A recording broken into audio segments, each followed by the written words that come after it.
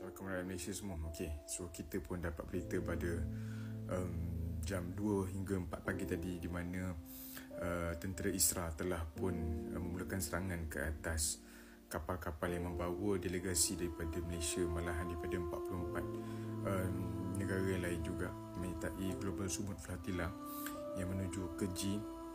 So setakat ni secara sahnya 12 orang delegasi Malaysia telah pun ditahan oleh IOF sewaktu mereka di dalam perjalanan dan menghampiri second tier forward zone untuk mereka sampaikan bantuan. So I expected sebenarnya mereka sampai ke pantai G pada pukul 6 petang hari ini, tapi serangan ataupun mereka telah cuba menghalang pergerakan ni untuk mereka sampai ke pantai G.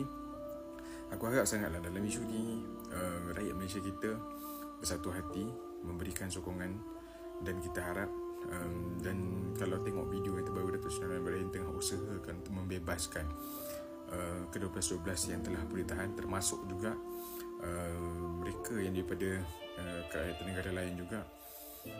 Datuk Seri Anwar Ibrahim merupakan patron ataupun penaung untuk Global Sumut Nusantara. So seperti yang kita harapkan, supaya pembebasan untuk Kota Gaza dan supaya mereka diberikan hak mereka yang sepatutnya. Aku to be honest, aku memang tak boleh tidur malam tadi sepanjang pukul 2 sampai pukul 5 pagi tadi. Memang aku tak boleh tidur sebab yalah, kita concern about what's happened to them, what is happening to them. Diharapkan kita berhentilah politik.